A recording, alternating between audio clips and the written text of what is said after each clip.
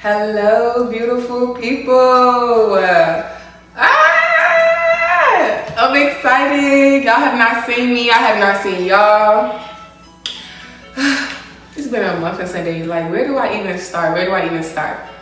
First of all, I'm Amora. Welcome back to S3E5 Amora. I know y'all missed y'all favorite hostess with the mostest. Hey, get into the gear. If you want one of these shirts, let me know. I'm giving one out, so yeah, drop that in the comments. Person with, ooh, I know what I'll do. Okay. I'm gonna do this on Instagram and on YouTube. If you comment your shirt size and nobody likes the comment, you get a free shirt. And I don't know if y'all have seen the bag, but the bag is literally, yeah, like she's good. Custom design, of course, you know, logo by Amora. And yeah, cause I miss y'all. These motherfuckers is not cheap, so you're welcome. Okay, y'all know it's recession. Auntie is poor. Well, not really, but like, I don't just have $60 for people, so this is love, okay? This is love. Either way, because I just feel like the introduction is very rushed. I'm so sorry. I'm Amora. This is my show, S3E5 Amora. If you don't know now, you do, and I hope that you keep coming back, okay? Season 3, fresh off the hiatus, and I'm just ready to give y'all the real. So, for starters, I just want to say, this is my 4th time making this same freaking episode. Not today, just like over the course of like, I think I made the first one in like August. So maybe over the course of like, what, 2 months? I don't know, y'all. I was really having like a creative block. I don't know. Everything I made, it just felt like it wasn't good enough for y'all. And I was being really hard on myself. I was also just dealing with a lot at the time in a really rocky place. And I felt so much pressure. And every episode I recorded, I fully edited a couple of them and everything. I mean like 3 or 40s. I would sit back, watching back and be like, no, I hate this. I don't like it. I'm not my best. I'm not being real. I look crazy. The lighting is shitty. Like, I don't know. I was picking at myself so bad. Like, sometimes you really can be your biggest critic. So I don't know. Actually, I was speaking to a friend the other day, and it was just like, you know, you gotta try anyway. You gotta put something out there. Which these are things I know. Like, I feel like nobody talks about this as somebody like who's a creator or like an entrepreneur. Any person who's putting out like a type of content or a product, something to be consumed, I would say.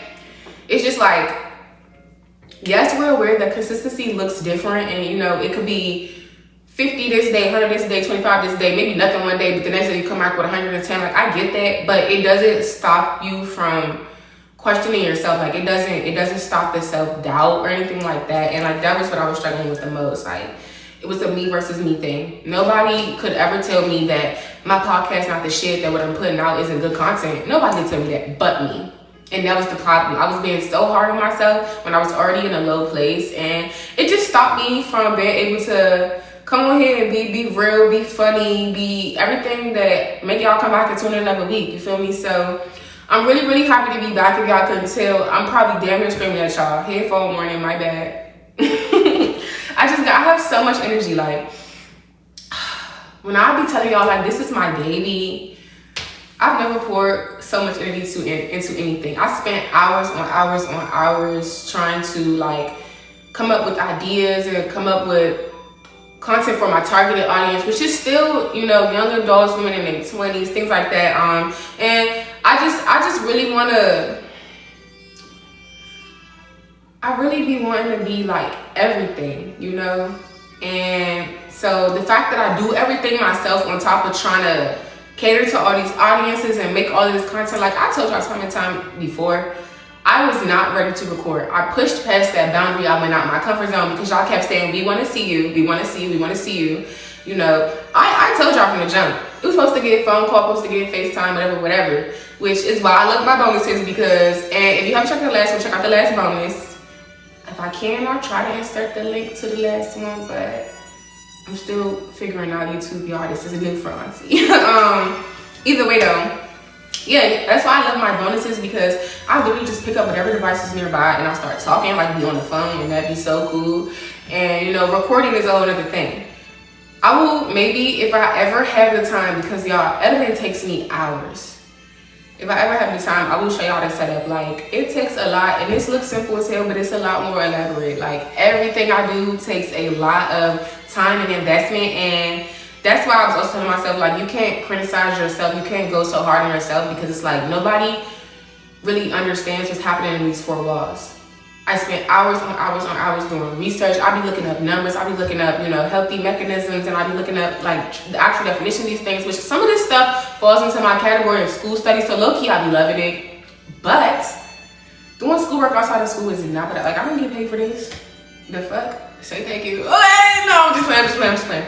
But no, like literally, I be doing my due diligence, literally, so I could give y'all some good, you know, quality content. My biggest thing is quality. I would rather sit down and take a pause and, you know, rebuild, rebrand, refocus, than to just give y'all some rush, hit nigga down type content. Because that's not who I am. This is a direct reflection of me. You feel me? As Told by Amora is my baby. I pour everything into this. There's nothing else in the world I think I invest this much time into except being the bad bitch that I am. Thank you. It ain't easy. No, I'm just kidding, guys. But that being said, I know I can't just pop back up and I tell y'all where the queen been. I heard you bitches was looking for me. Here I go. I hope y'all saying here I go. Here I go. It's okay. You know, in a couple years, you know, when this is big and real, just grandiose, like I'm gonna have a live audience and I'm not gonna have to sit here and talk to myself. Maybe I told y'all, I wanted to have like a soundboard that got like claps and shit. If I could find me an iCarly type beat, you know, a little random dancing. Oh, it's over. Like, I don't know. I never even tried to find nothing like that specifically. I was looking at actual soundboards, but wait, if I find a remote with some buttons, hold on y'all. I'm gonna do some research when I get off this, because next episode, it might go triple platinum, it might give live audience, y'all. I'm just saying. Y'all see the vision. Where have I been? Well, I've been at work. I just told y'all like 5 seconds ago. We's in a recession, y'all. Do y'all know that one song, the Neo song with Pitbull, when he was like, I know my rent was gonna be late about a week ago. I worked my ass off and I still couldn't pay it all, but I got just enough to get up in this club and have me a good time till my time is up. Yeah. I was living like that. Like, first of all, let's back it up. Because everybody has not heard my bonus, which that's really character flaw. Listen to my bonus episode. Ugh. But anyways, you guys, I have a house. It's online. Hey, cute, congratulations. Thank you. I know. Please, don't make me blush.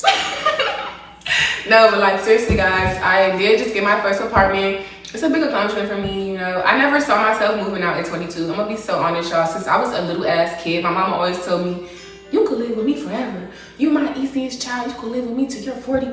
I did not plan to leave out my house till I was at least 30. I'm not even fucking around. Y'all, I had the grand scheme, you feel me? I was gonna finish school, take a little gap, you know, give me a big girl job, stock up, and then as soon as I go do grad school, I was gonna move out, whatever. But we all know that regardless of like what you plan, shit don't always go like that. So obviously push came to shove, you know. I had to move closer to my school, essentially. My mama decided she don't want to live in DC no more. If you know, DC it's just a lot happening right now. The cost of living out there is ridiculous based off what they're trying to pay you. It's dangerous. We be getting taxed and we don't even have no fucking representation in Senate, y'all. Like we're not a fucking state. It is a district. But neither here nor there. It's just a lot of stuff in the city that's not worth it right now. My mom was like, she tired, she don't want to live anymore, which was fair. And if you know, you know, getting housing, especially as like an upperclassman, it gets harder every year. Like, no shade to my HBCU, but they be playing in my motherfucking face. Like, if I really wanted some housing, I would have had to go up there and hold them motherfuckers at gunpoint and say, put me in something, please.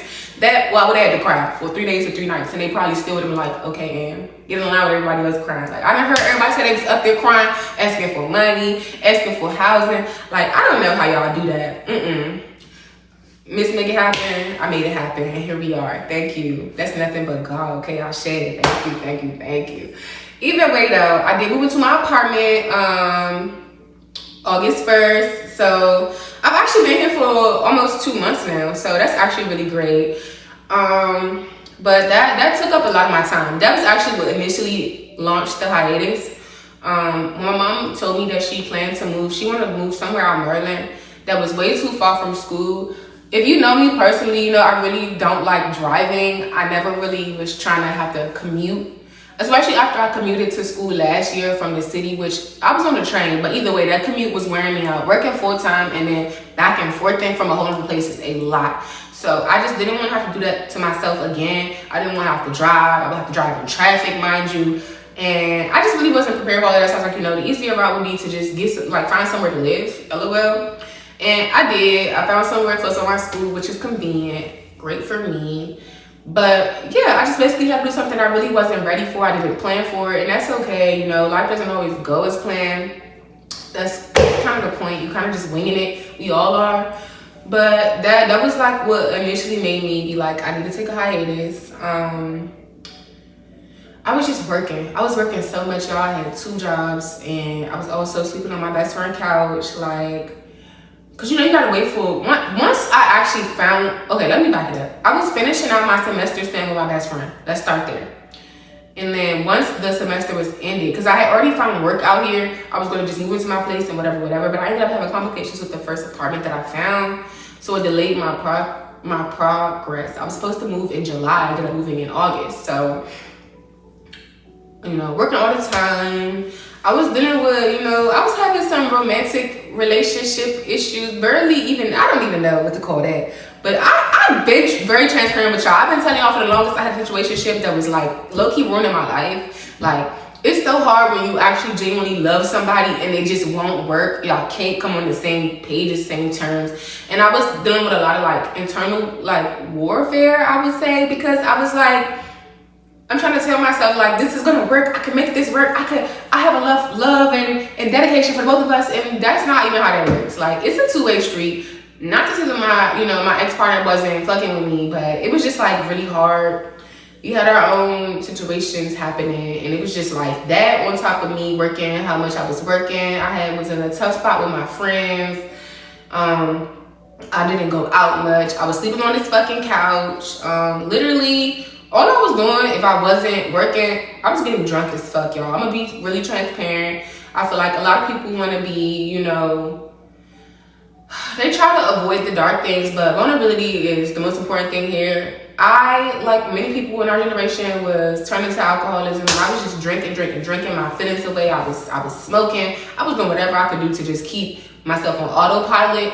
And it was to the point where I spent so much time intoxicated that I was only really sober at work, if I'm being honest. And I cannot give y'all good quality content when I'm not, you feel me?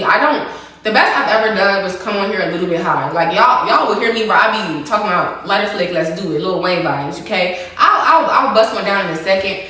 But even then, I've never like smoked a full J or nothing like that. Even with the group, you know, the podcast that I do, and we all might smoke, we all might have a drink. I never get like fucked up because I can't give you quality if I'm not in my right mind, you know?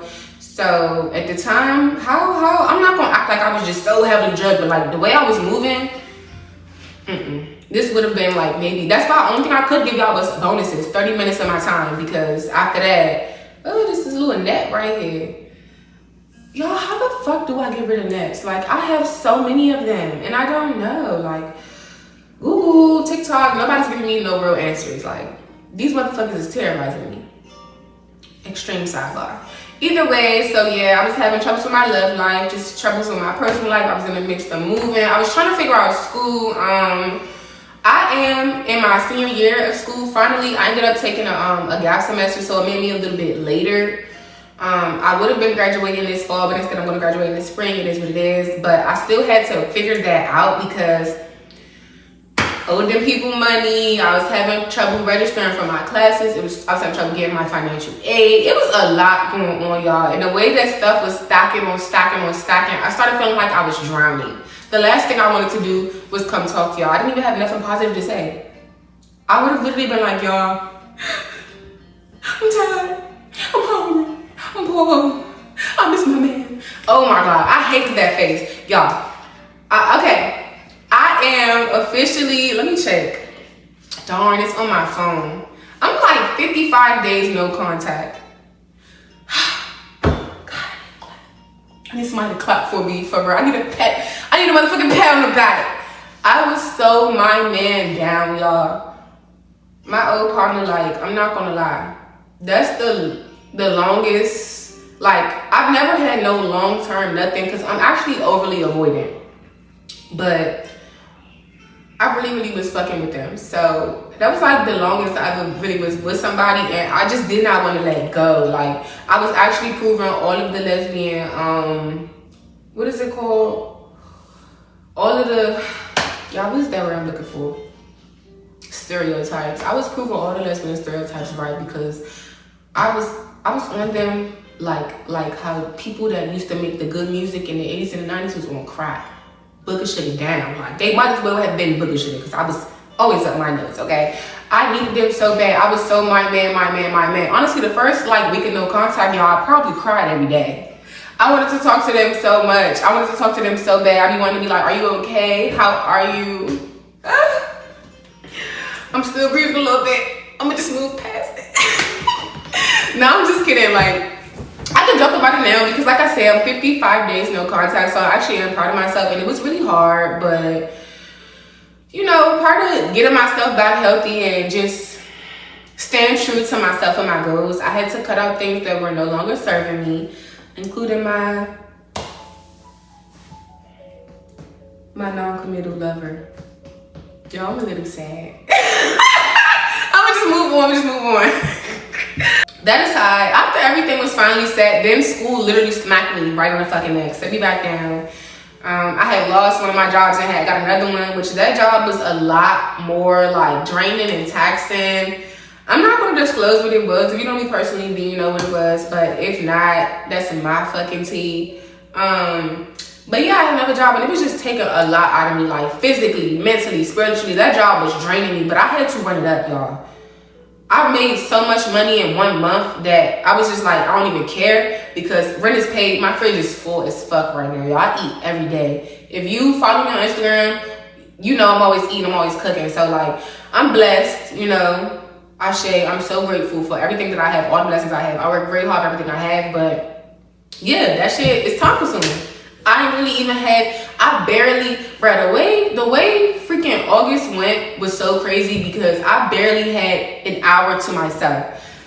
Anytime I did have to myself, I spent it in my motherfucking bed, y'all. I spent it in my motherfucking bed. I didn't talk to nobody. My mama wasn't even hearing from me. She was like, are you okay? I'm like, girl, fucking barely.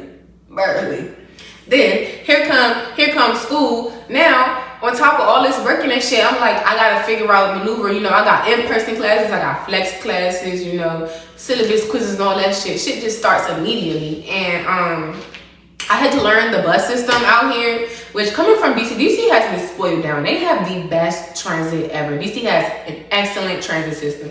Coming out here to this absolute, I don't even want to say no bad words. This horse crap that they got out here that they call transit is not reliable at all. It was really hard for me to navigate it. Obviously now I've gotten better, but it was kicking my ass. I walked so much, y'all. I missed so many buses. I walked so many distances, and it's not even no motherfucking walkable city. It's not. One day I walked 40 minutes to get to work. I was pissed. I went to work mad as hell. But you know, I just had to basically build a routine first and find time to, cause you know, my podcast is bi-weekly. It drops on the second and fourth Friday of every month. So I had to work that in. I have to still figure out when I'm gonna work out, y'all. I'm rebuilding my schedule all over again because I got another job. We in a recession. Y'all, I'm always at work. If I'm not at work, I'm probably in bed. But yeah. That's really the update. Like, I really wasn't doing too much. Mostly just like working on my mental health, you know, regular shit. That being said, I did come to the conclusion, like, you know, all this time that I spent by myself in the house, it causes me to reflect. Because, you know, my misery doesn't like company. I didn't want to be in other people's presence and be so sad. Besides the select few people that, you know, just really knew how to make me feel better. Shout out to y'all. I love you, Sammy. I love you, Bestie. I love you, Ari. Ari gets kisses because she's my sweetie. But yeah. Besides people that was like making me feel better when I was like really, really down low, I spent a lot of time by myself just reflecting, thinking, and figuring all this shit out. And I did mention to y'all how I felt about situationships. You know, coming from being in my own, that shit is detrimental as fuck to your mental health. I don't care what nobody's saying. That type of like commitment with no commitment, it's extremely draining and it's not healthy. And it's honestly a reflection of how you feel about yourself. I didn't want to admit it because when I first did, I was like, oh, it's just fun, you know, it's just, I just want to have fun, like we just vibing, all of that shit, just vibe to it, just vibe. I learned, mind you, I have an Aries sun, a Cancer rising, and a Taurus moon. My Venus is in Pisces, but I thought I could just vibe. I learned there's nothing vibey about the way that I like to love people. It's actually extremely aggressive. And I want what I want it. I'm passionate as fuck, y'all, okay? So that shit literally was like so quick. Like that whole just vibe shit crashed and burned right before my eyes because yeah, I wasn't built for no shit like that. And despite how normalized that, you know, our generation has made it, social media has made it, whatever, I'm not the kind of person that could be sneaky linking, friends with benefiting, hookup culturing, whatever you want to call it. I cannot do anything without commitment. And I had to learn that. I thought I could. And, you know, some shit you do gotta just try.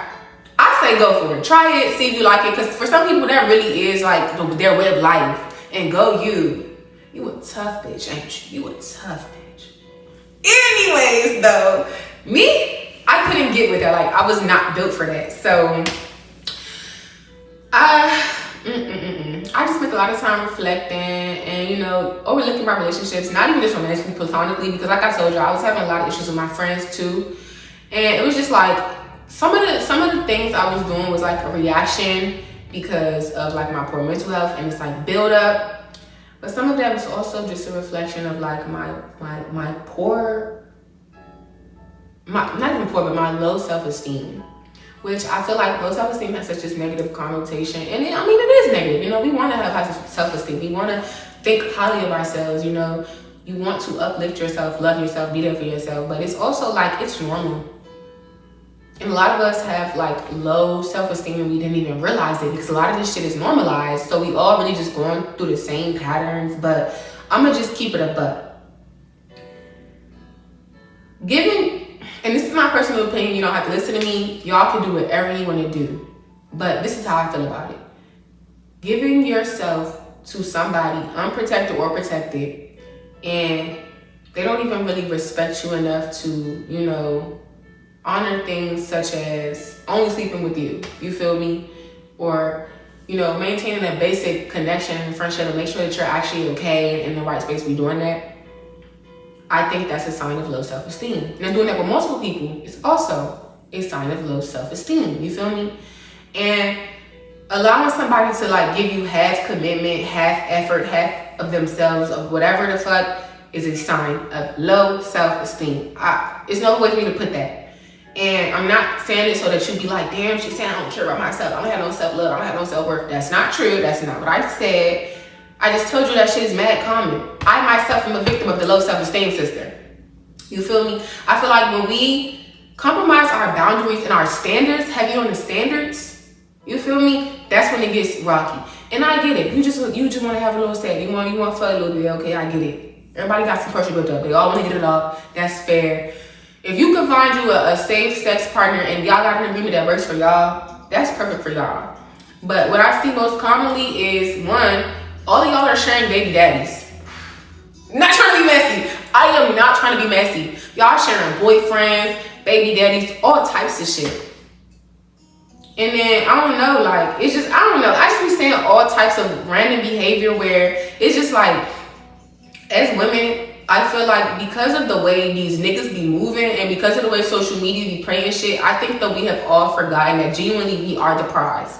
And I'm not talking about your cookie. Yes, you is Miss Good Pussy, and yes, that is something worth chasing, but I genuinely mean you as a whole. There should be nothing casual about sex or about dating, about having access to your mind, body, none of that. Like, you are literally a queen. Like, sister, you are a queen. I know it sounds champ. I know it sounds champ, but you let a nigga call you my bitch, so I can call you my queen. The fuck? Anyways,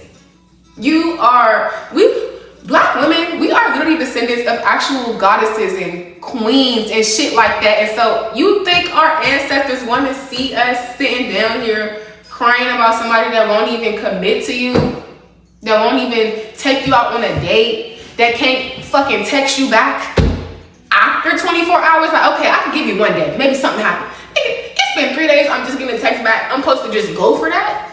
Fuck out of my face. And I feel like you should be on that same shit. And then it's like, another thing is like, now it's like a game and y'all want to tit for tat. Also a fucking sign of low self-esteem. The moment somebody got you fucked up, you need to leave them right where they got you fucked up at. Because I promise you, sister, do y'all know how many people's on this earth? It's plenty of fish in the sea. Like, girl, it just takes one picture. It takes one night out with the homegirls. You could just walk through your college campus and probably pick up some new shit. Like, it's really easy. The easiest thing to get is niggas. So I ran over a nigga. And I know that I keep saying nigga, because most of my days, like, I think y'all are like straight or whatever. But for my queer sisters, my people in that fucking LGBT, heavy on their low self-esteem, because y'all got it worser. Y'all got it worse, sir. I'm not gonna lie. I don't even really want to speak on it. I feel like that's a whole nother thing. But all I'm gonna say is this. I know it's hard as a lesbian woman trying to date. But all I'm gonna say is you're just gonna have to get comfortable being in solitude, because the right person is gonna come, they're gonna save you, and it's gonna be worth everything. Like, especially my lesbian sisters, because we love hard. Like, genuinely, we be really trying to start families. Like, talk about dating to marry. Talk about, I'm sorry, is this offensive? Talk about loving Mexicanly. I hope that's not offensive, y'all. I'm literally like, come on, I'm constantly online.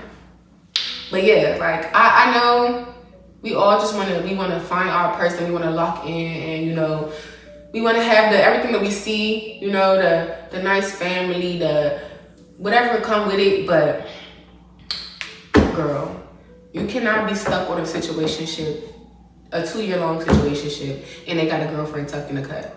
Am I selling myself? No, but like, seriously though, you gotta wake up one day and be like, I'm the shit, I deserve the best of the best, and stop taking bare minimum, below the bare minimum. Like, low key, y'all be like bare minimum, and it be below the, like, y'all bare minimum be, oh, I gotta text back. That's like below the bare minimum, actually. But anyways, all this to say, I was in the house, y'all, I was reflecting, and I was just like, I've been taking a lot of bullshit from friends, from family, from lovers. I've been letting people treat me like I'm not worth it, and I'm more than worth it, And I woke up one day and was like, you feel me? This is my shit. Like, the world is quite literally in your hand if you get up and you take it. And that's what I did. I woke up and was like, it's up to me to make life worth living, because with the standards that we have, sometimes it don't even feel like it's worth living. I'm gonna be honest. It don't sound good, but it's true. None of us asked to be here. We was put here without our consent. We was raised up. The system that we was raised in, especially as Black women, if you're a gay woman, it's even worse. You feel me? We're at the bottom of the pyramids. And it's like everything is meant to like shit on us, crush us, and make us stay with this low self-esteem. And it's really fucked up, because it's like the world would not move without us. The world needs Black women, okay? They need Black women. If there was no Black women, I promise you this world would not be so evolved. It would not be shit. And I feel like if y'all knew that, y'all internalized that, it would boost your self-esteem and you would move like the queen you are. And you would not take bullshit, okay?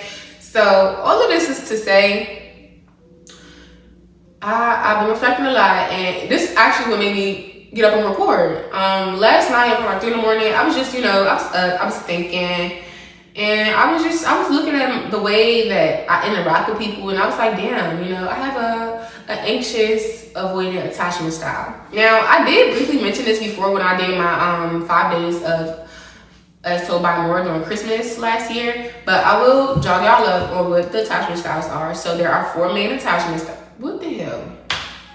All right. There are 4 main attachment styles.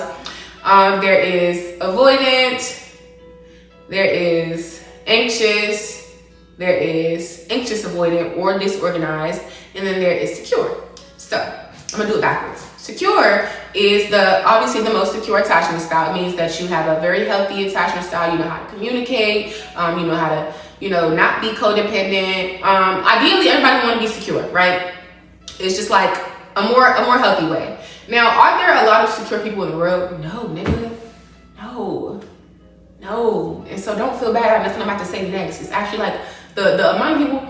It's probably like 1 in 5 people that actually have a secure attachment style, because a lot of us, your attachment style, it reflects how you grew up, basically. It's your childhood situation.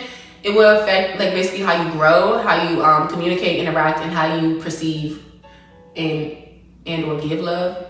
So I'm gonna just move into the next one. As I explained it should probably make more sense, because low-key this feel like word vomit, but you just gotta see the vision. So yeah, we went over secure. So next we're gonna do anxious.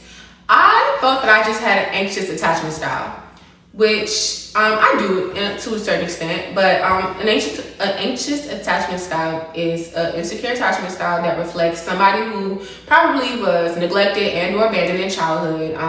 You just had like a very unstable, inconsistent home,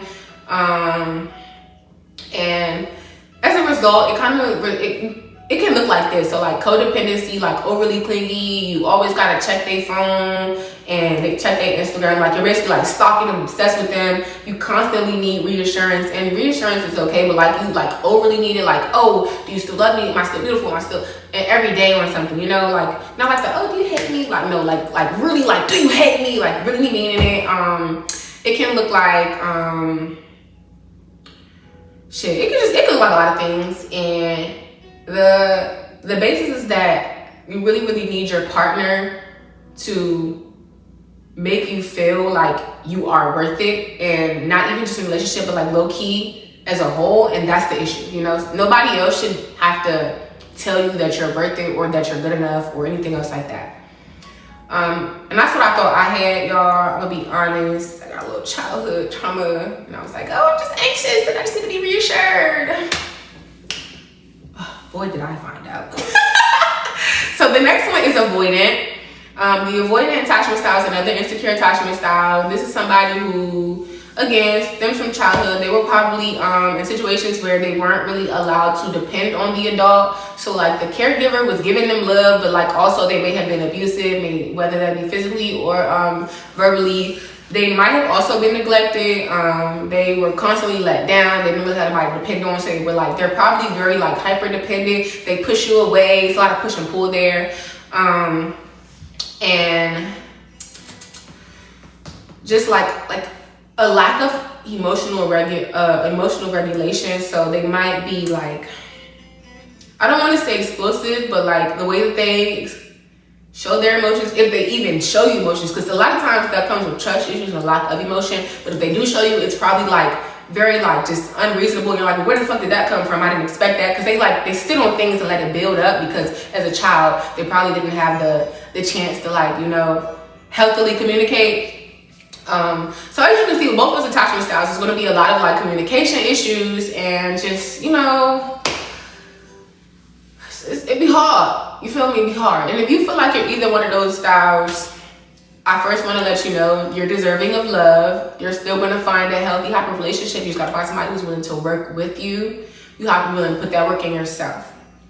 The last attachment style, which is actually my attachment style, and I really wanted to deny it at first because there's so much stigma around it. I wasn't proud of it, because it's like everybody says this is so bad to be. The anxious avoidant. It can also be referred to as fearful avoidant. It can also be called this organized attachment style. Those are all the same thing. And what it looks like is just what it sounds like. It's a blend of the anxious and avoidant attachment style. And y'all, when I just say it's hell, it is. And not just for the person that's like enduring the like drawbacks, but the person who feeling that shit, So I don't really speak from my own experience, but I can say for me, it's like, I'll feel a kind of way and I'll sit on it. I will struggle to talk about how I feel because I don't want to be invalidated or gaslit or manipulated or overspoken or nothing like that. So I'll hold on to shit a lot even when I know I shouldn't. I am quick to block somebody and walk the fuck away. I'm gonna leave you before you leave me. Okay, I be butt ass hurt, and I will not give a fuck because I'm like, I don't care. My feelings hurt, but I still left before I got left. Fucking tears in my eyes, y'all. I cannot make this shit up. I'm like, I don't give a fuck because I hurt myself. You ain't hurt me, girl. What the hell?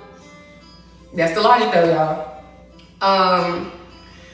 Shit. For me, it could look like I've been needing space to think and feel my emotions because I cannot process my emotions until later down the line. So sometimes when I block people, it be one, I'm trying to just like, beat the punch. Like you might do something I didn't like, and I'm like, oh, okay. Instead of telling them I'm gonna block them and be like, you should have fucking knew not to do that to me. I don't give a fuck. And then I'll sit and think about it for a couple days and like, damn, that was dead ass wrong. But the damage is already done, the bridge is already burned. You get what I'm saying? And to keep doing it to somebody overly and repeatedly is really fucked up. And like, I didn't realize that I was doing this stuff to people. I have a way with my words that is like extremely rude when I want to be. Like, I can be very irrational. At times I can be a little bit possessive and controlling. Like, what the fuck is this tweet? What is this Instagram post? Why did you like that? Why did you post this? Like, I need constant reassurance. I want to know that you still want me. I want to hear that you love me every day. And I don't give a damn. I want to hear that shit. Okay, that's how I really am. And y'all, all this is to say, like, I'm still working on myself, but the first step to anything is to admit it. I had to really sit there and admit it. And, it was hard. I didn't want to hear that. I didn't want to say that that's who I am because everybody's like, oh, that's the worst attachment style to have. These people are traumatizing everybody. I am, and I'm sorry. If you ever talk to me, dated me, anything like that, you are entitled to compensation. I'm so sorry. Not from me, nigga. I don't give a fuck. But you probably will get it from someone. No, I'm just kidding, y'all. But for real though, like, yeah, I just had to really check myself. And I don't know. I'm willing to put the work in to fix it, obviously. I'm doing my little shadow work on my own time. But the first step really was like me just recognizing what boundaries do I have that, because a lot of my issues also be that I am very sympathetic, empathetic to the people around me, regardless of like if we're dating, we're friends, I don't know you, like that's just how I am, right? So a lot of times I'll be thinking like something will be done wrong to me or that I don't really like, and I'll be like, well, is it really wrong or am I just overthinking it? Like I'm spending all this time in my head, whatever, coming up with conclusions, making an ass out of myself. And I had to really, first of all, like sit down and tell myself like, what does healthy love look like to me? And the best example I have is me and my best friend. My best friend is the healthiest love I've ever had. Whenever I need her, it does not matter the situation, she has me. And whenever she needs me, she got me. Wait, I have her, she has me.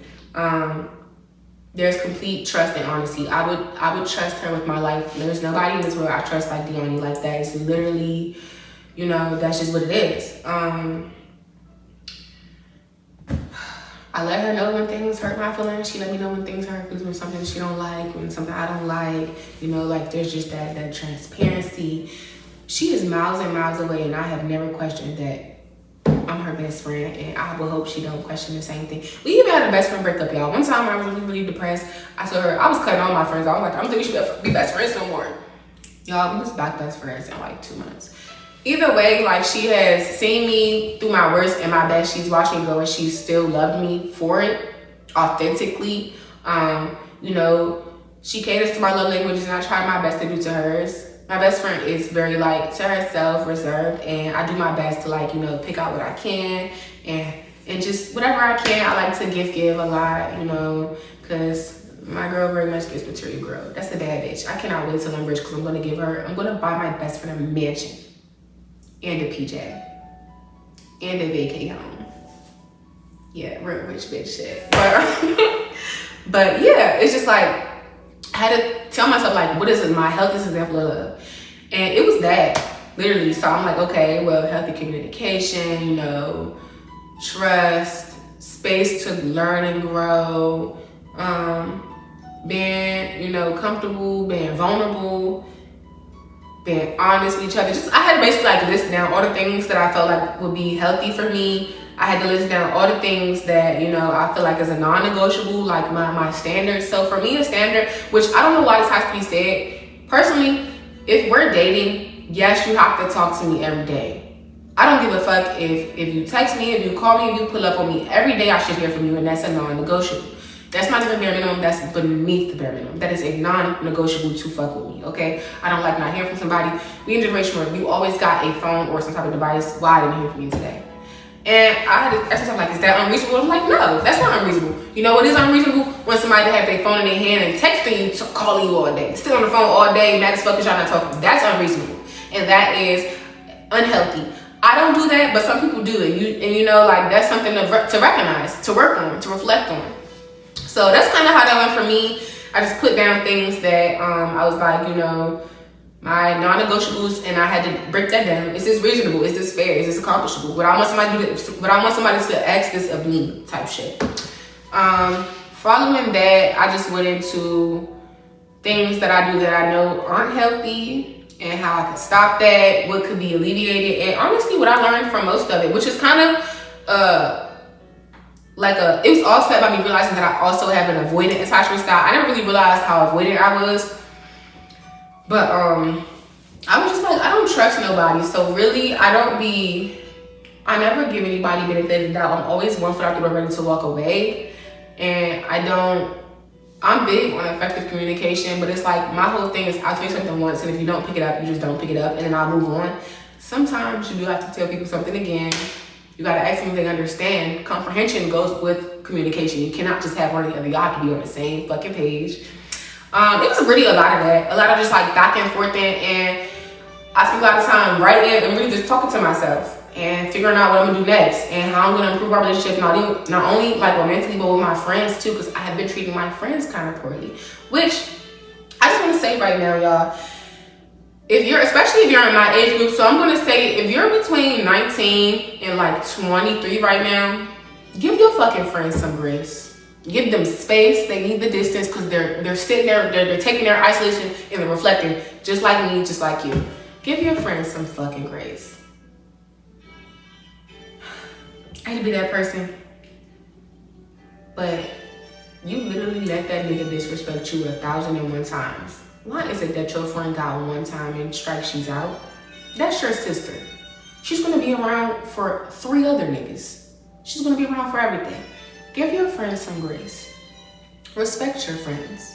Listen to your friends, okay? I know that y'all can get cozy and, you know, because I know this is my problem that I was having with my friends, my mouth. When I get comfortable with somebody, I just talk how I want to talk without no filter. And like, yes, I could be funny. I could be like, you know, slick, witty or whatever, but some of the shit I say that just come off rude. And it's like, oh, that's where I'm from. That's just how I talk. That excuse only gets you so far. You listen to what people tell you they do and do not like, and that's just gonna be the end of it. Apply that to any relationship that you have. If someone says, I don't like this, don't do that shit, okay? But yeah, give your friends grace, listen to them girls, and just be there. You need your village. So stop trying to break it down over some little shit, okay? I'm sorry if that girl missed her birthday dinner, but she was broke as fuck. She can't pay the rent. She ain't ate in 3 days. She ain't even got a fresh quick weave. That motherfucker's from 3 months ago. The weave is very much, it's not quick at all. It's been lasting. You feel me? So give your girl some fucking grace. If you have a partner and y'all been struggling, I don't know, sister. Look in the mirror, ask yourself, you know, do I love myself? Do I care about myself? And figure out what your next steps are with that, because you cannot properly love somebody else. Oh my God, y'all, I'm sorry. My nose ring is just itching my nose. I feel like y'all think I'm picking out a booger or something. I'm not. Whatever. It's just itching. But damn, I forgot what I was saying. Yeah, start with yourself, because you cannot love somebody else until you can love you. Okay, and that is all I have for this, you know, this episode. I'm gonna keep it real light because it really could get heavier, but I'm gonna build on next week's or the next episode following this. So we just gonna stop it right here, and we're gonna get into my favorite segment. Okay, so I'm always on here giving y'all my tea, giving y'all my business. Every once in a while, I put up the Ask Amora post and I tell y'all to give me some of y'all tea, because what is y'all getting into? How's y'all living? Okay. As a reminder, you can always submit a post by just going to the Instagram at As Told by Amora.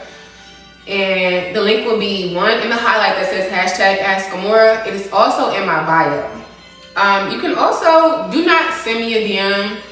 Well, I mean, you can, but there's no guarantee you'll get an immediate response. I don't have Instagram notifications on, but there's a text button inside my bio. You can press that and literally be like, hey, can I send in a question? Can I send in a confession? Can I send in whatever?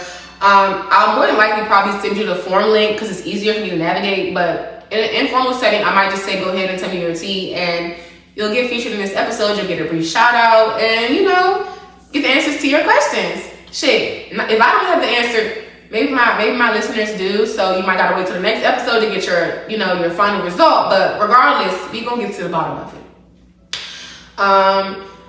If you want to be featured in the episode of that week, you need to submit it by 7 p.m. the Thursday before it drops, because I always record on that Friday. I record it at the same day because if I sit on it overnight, I'm gonna delete that motherfucker, y'all. I told y'all I'm criticizing myself. But yeah, I think today I have time to do 3 of these, so I'm gonna do 3 of these. And anybody I didn't get to this episode, I literally will do the next episode. I just don't want to go over like an hour recording because I don't want to sit nowhere for an hour. I don't want to ask that of y'all. So without further ado, let's get into it. Okay, my first entry comes from Ari. They're non-binary from DC and 23 years old. You can follow them on Instagram at Ari Stacks. Okay, Ari left me a question. Okay, they said, what makes you feel alive? What are your differences between happiness, excitement, and joy? What makes me feel alive? Spending time with my sisters. I love my homegirls, my sisters, my friends, whatever you want to call them. That is the family that I have built and established, and they always have my back. They make me feel heard, seen, and them hoes make me want to live life, okay? Life be so worth living. I don't give a fuck. I don't care if we is in the house drinking on a little cutty. I don't care if we outside, we shaking ass on top of the cars. I don't give a fuck where we at, y'all. We could realize be sitting. I don't have no furniture in this motherfucking house. We could sit right here on this floor and it's gonna be a time had. That makes me feel alive, okay? Being with people that love me for who I am and who are going to stick around, and I can love them back, and we can always be authentically ourselves. It makes me feel so alive. I think that's the whole point of life anyway, to love and be authentically yourself. Part 2, what are your differences between happiness, excitement, and joy? Happiness for me is like, these are all emotions. LOL. Okay, excitement is really easy. What makes me excited? A good fucking meal. Oh God, a good fucking meal. You know what makes me excited? A nice fat backwood. I'm just getting worked up thinking about it. Okay? I got one in my fridge. If you know, you know. Put that weed in the fridge or the freezer. Y'all let that THC cool. I'm trying to put y'all on. So for me, excitement is just something that's like, it might not even be long term. It could be very, very brief, but like it's just gonna get me like in an instant like good mood. I could be here, it'll put me there.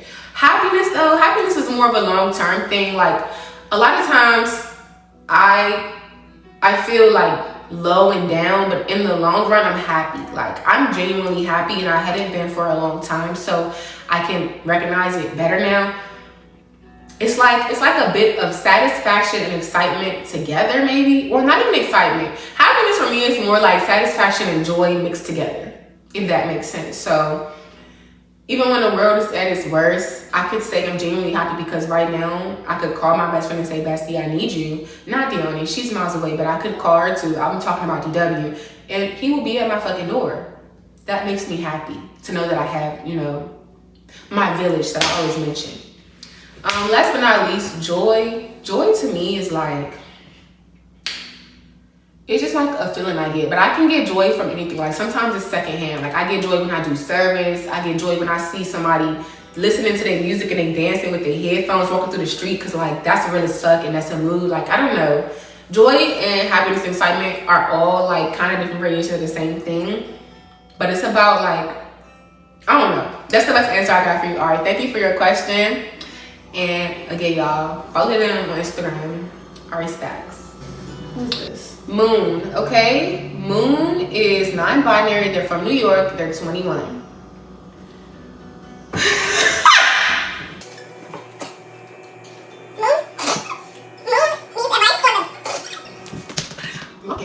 I'm sorry, y'all. Moon needs advice on the best way to get revenge on a whore. I'm so real, girl. Every whore got an origin story. It's gonna take some digging, but you gotta find whoever hurt them, like whoever the favorite ex is, the one that they want. Go and fuck with their ex. That shit is foolproof. Have a nigga sick to his stomach. Fuck with that nigga ex. You like girls, Moon?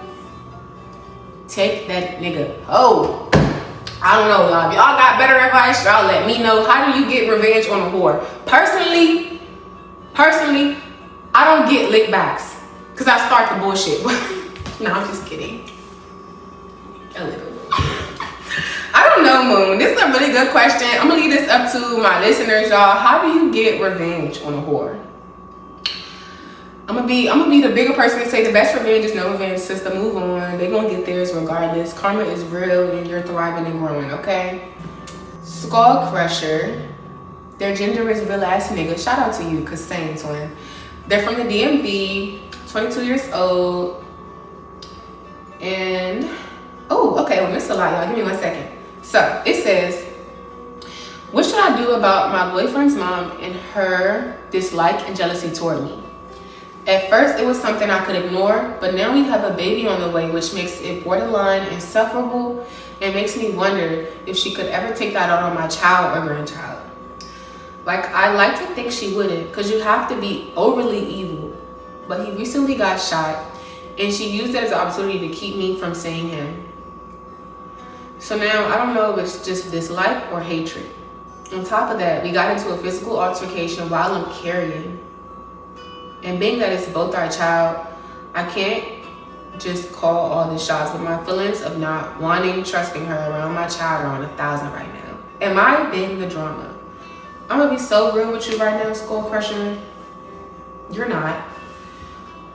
Anybody that would want to wish you harm and your unborn child harm, family or not, is that somebody to keep around. I feel like if your child's father respects you, they love you, they respect the child, they love the child, they will understand your decision to want distance. And if that's the issue, maybe you should look into co-parenting. I'm not really trying to speak on how you handle your situation, but from my own advice, stuff like that, it can't really get better. And like, who's to say that you won't ever need, a babysitter, or you want to have the family around your child and they won't treat your child with like a malicious intent, That's very sketchy for me. I always say with things like this, trust your intuition, trust your gut. If you really think that that's like a spiritually bad person who really wishes you harm, wishes your child harm, don't spend no more time or energy around them. Keep your distance, have a safe, healthy pregnancy, you feel me? Take care of yourself, prioritize yourself. And if your child's father loves you and your child, then they'll understand. And honestly, he should have been correcting that behavior. It shouldn't even progress to where you said they put their hands on you. You feel me? Like, it should have never got there. So the fact that it did, it's time for him to be a man. Put his motherfucking foot down. You feel me? You either gonna set some boundaries or me and my child gonna step, because it's always gonna be y'all against the world. Nobody's gonna protect your child like you can. That's my advice. If you ever wanna, hit me up personally, you definitely can. Whew. Do I have time for my entry? What time is it? I feel like that was so much heavier. Nobody sent me nothing funny this week. Well, I don't know, because Moon just kind of cracked me the hell up. Okay, the last one we have is Anaya Kiara. She's a female from Eastern Shore, Maryland. She's 20. Her Instagram is at Anaya Kiara. You guys give her a follow. And what does she have for me? Okay, she wants to know my opinion on remaining no contact, even when you're being love bombed and sweet talk. Oh, she said, it's hard, sister. I wanted to give it so bad, but I knew I'd be losing more than I gained. And when I say that, I mean my sanity. Girl, you was barking up the right tree. If anybody knows me, I'm mourning my loss of my lover, y'all. It's hard. It's really hard, sister. Just like you said, it's really motherfucking hard. All I can say is, it kind of helps to like be a little bit delusional and like daydream about the perfect lover. I spend a lot of time, because I told y'all I have a Venus. My Venus is in Pisces, so I spend a lot of time like just daydreaming, romanticizing not only my love life, but like my regular life as well. Just like how it should be, what I'm going to walk into, what I'm going to wake up to. Like every year, this time, the next year is different, and I always see it being something so grandiose. So honestly, whenever I be wanting to you know, break no contact. Cause like sometimes, just sometimes, you know, my program is strict. I will block you on anything. I'll block your ass on Cash App. Nigga, I will block you on fucking, what did I block this motherfucker on? I think I blocked somebody on Apple Music one time. It gets real unchy around here. But if for whatever reason you manage to maneuver through it, you can contact me. What keeps me from responding is just being like, what the fuck even got us here? And a lot of times it just comes down to like, people can genuinely love you, but do you respect me? What makes a relationship work is deeper than the love. It is a lot of other shit. It's trust. It's respect. You feel me? It's like it's companionship and compromise. It's the hell shit that makes a actual relationship. And so sometimes, like, getting sweet talking, you know, oh, I miss you and I've been thinking about you and I can't do this without you. I'm stuck on you. That shit is so mid to me. Like, that shit do not move me. You know how many niggas are stuck on me? I am quite literally the one that got away. I told y'all I'm avoiding this fuck. I be getting gone. Niggas be mad as shit because they can't play in my face too long. You want to done out this bitch. I don't care. Strike, nigga. And like, yes, I just said that that's something I want to work on, but like, low key, y'all, it do be protecting me a little bit. It do be protecting me just a little bit. I'm not saying it's good. I'm still working on it, okay? But the point is, you feel me? Just going back to your question, when you get like love bombed and sweet talk, like they're reaching out to you first, you just gotta ask yourself, what put them in this predicament, one, and two, what will prevent my next level from having this problem? You know, what is my next level going to be like that I won't have this? And you could just be like, they're going to be patient, they're going to be compassionate, they're going to be honest, they're going to be sweet, they're going to respect me, they're going to make me feel like I'm a queen, I'm a princess. Whatever you got to say to yourself, say that, and you're like, this person is here because they lack all of that. So why would I give them attention? Why would you give somebody attention that doesn't deserve it? You get what I'm saying? Like, that doesn't make any fucking sense. And that's really all it is to it.